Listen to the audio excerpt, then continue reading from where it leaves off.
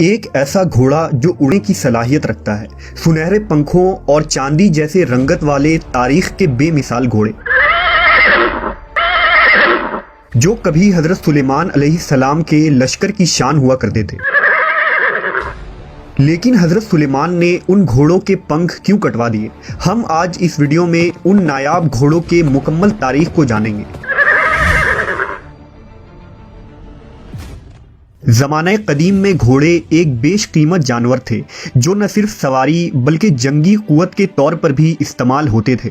لوگ گھوڑے کے خرید و فروخت کے ساتھ مخصوص کاغذات بھی رکھتے تھے جن میں ان کے مالک، موجودہ مالک، ماں باپ، تاریخ پیدائش اور گھوڑے کا مکمل شجرہ نسب بھی ہوتا تھا۔ یہ ایک مکمل دستاویز ہوتی تھی جو ان گھوڑوں کے اعلیٰ نسل ہونے کا ثبوت ہوا کرتے تھے۔ نیز ان گھوڑوں کے تربیت کے لیے نوکر چوکر اور رہائش کے لیے بڑے بڑے استبل ہوتے تھے۔ مختصر یہ کہ گھوڑوں کی تربیت اور ان کے نسل کے متعلق معلومات قدیم زمانے میں ایک فن اور قابلیت مانی جاتی تھی۔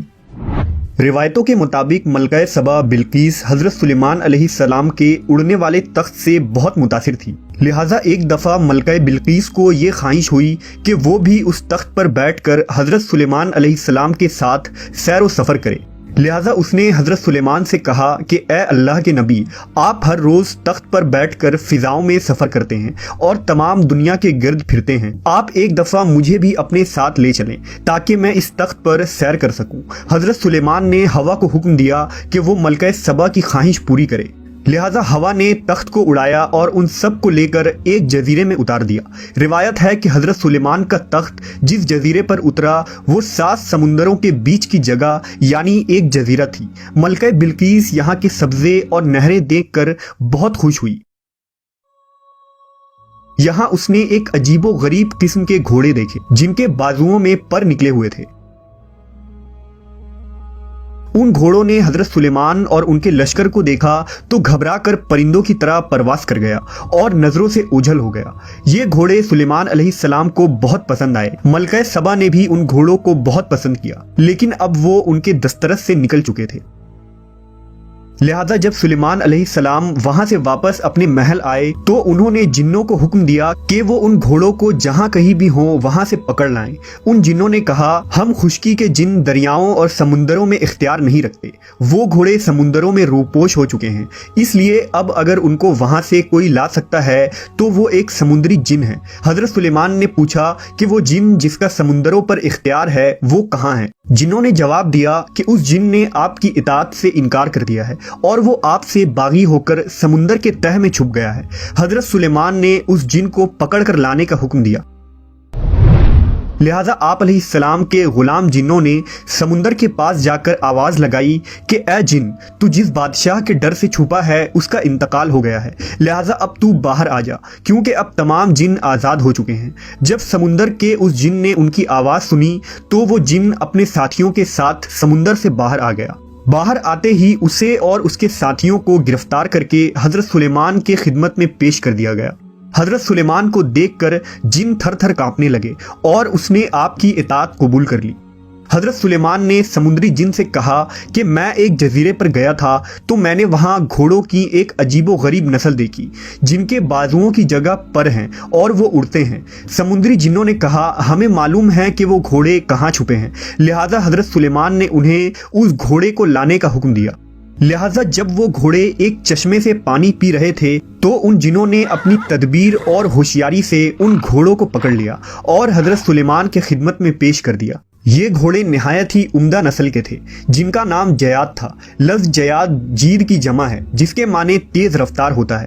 حضرت سلیمان کے پاس ایک عظیم الشان لشکر تھی جن میں انسان، جنات، جانور اور پرندوں کے الگ الگ دستے ہوتے تھے، لہٰذا حضرت سلیمان نے اپنے لشکر میں ان اعلیٰ نسل کے تیز رفتار گھوڑوں کے لیے ایک الگ دستہ بنا دیا جو جنگوں اور فتوحات میں حضرت سلیمان کے لشکر میں سب سے اہم رول ادا کرتے اور حضرت سلیمان کی فوجی طاقت بن گئے۔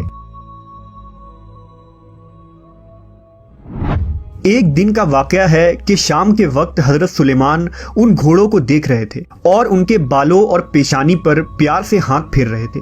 آپ ان گھوڑوں کے دیکھ بھال میں اس طرح مشغول ہو گئے کہ سورج ڈوب گیا اور عصر کی نماز قضا ہو گئی۔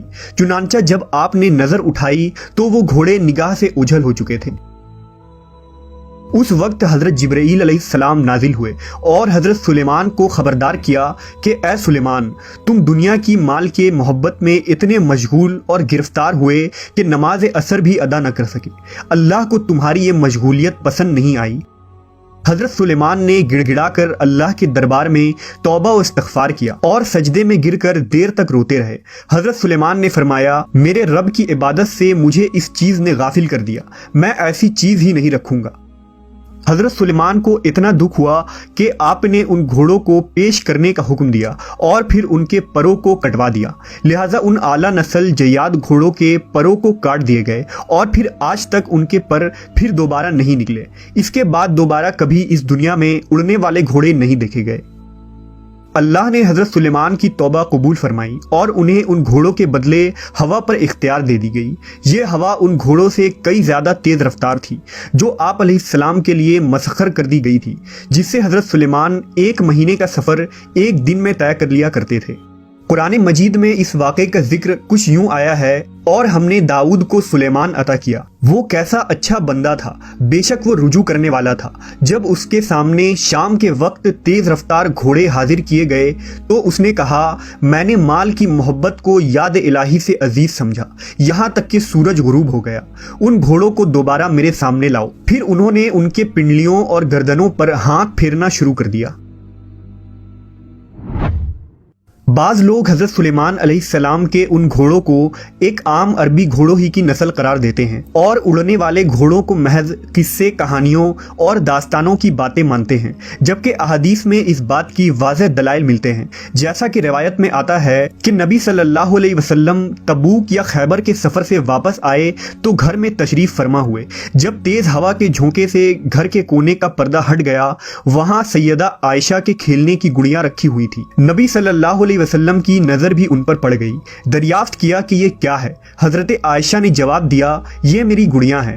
آپ صلی اللہ علیہ وسلم نے دیکھا کہ ان کے بیچ ایک گھوڑا سا بنا ہوا ہے جس کے 2 پر بھی کپڑے کے لگے ہوئے ہیں۔ پوچھا، یہ کیا ہے؟ کہا، گھوڑا ہے۔ فرمایا، اور یہ ان کے اوپر دونوں طرف کپڑے کے کیا بنے ہوئے ہیں؟ کہا، یہ دونوں ان کے پر ہیں۔ حضرت عائشہ نے فرمایا، کیا آپ نے نہیں سنا کہ حضرت سلیمان کے پردار گھوڑے تھے؟ یہ سن کر نبی صلی اللہ علیہ وسلم ہنس دیے، یہاں تک کہ آپ کے آخری دانت دکھائی دینے لگے۔ اس روایت سے یہ بات صاف ہو جاتی ہے کہ حضرت سلیمان کا گھوڑا کوئی عام گھوڑا نہیں تھا، بلکہ ان کے حقیقی پر تھے، اور اس بات سے عرب لوگ واقف تھے۔ روایتوں کے مطابق جب حضرت سلیمان علیہ السلام نے ان گھوڑوں کے پر کاٹ دیے تو پھر کبھی ان کے پر نہیں آئے، جبکہ ان کی نسل برقرار رہی۔ امام علی مقام حسین ابن علی کا گھوڑا ذوالجناح بھی انہی گھوڑوں کی نسل سے تعلق رکھتا تھا، اور ذوالجناح کا شجرہ نسب حضرت سلیمان کے گھوڑے سے جا ملتا ہے۔ دنیا کے الگ الگ تہذیبوں، علاقوں اور مذاہب میں بھی اس اڑنے والے گھوڑے کا ذکر ملتا ہے۔ قدیم یونان میں اس گھوڑے کو پیگسس کے نام سے یاد کیا جاتا ہے۔ گریک مائتھولوجی کے مطابق یہ گھوڑا قدیم یونان میں ہوا کرتا تھا، جس کا رنگ سفید تھا۔ کہتے ہیں کہ پیگسس کا جنم ایک سپاہی پوزائڈن اور ایک راکشش عورت میڈیوزا کے ملاپ سے ہوا تھا۔ رومن مائتھولوجی کے مطابق پیگسس کو صرف وہی شخص اڑا سکتا ہے جس کا دل خالص اور سچا ہو۔ یہ گھوڑا نہایت ہی عقل مند اور طاقتور ہوتا ہے۔ قدیم یونانی لوگ اسے زیوس دیوتا کی سواری مانتے تھے، جو زیوس کو آسمانی بجلیاں لا کر دیا کرتا تھا۔ تاریخ میں جس یونیکارن گھوڑے کا ذکر ملتا ہے وہ بھی اسی پیگسس کے نسل سے تعلق رکھتا تھا، جس کے پیشانی پر ایک سنگ ہوا کرتا تھا۔ یہ ایک طلسماتی اور خوبصورت سنگ تھا جس سے کئی بیماریوں کا علاج ہوتا تھا۔ یونیکارن کا ذکر جاپان، چین، روس اور یورپی ممالک کے قصے کہانیوں میں ملتا ہے۔ کہتے ہیں کہ یونیکارن دراصل سندھو گھاٹی میں رہا کرتے تھے اور دنیا میں آخری بار بھی انہیں یہیں دیکھا گیا تھا۔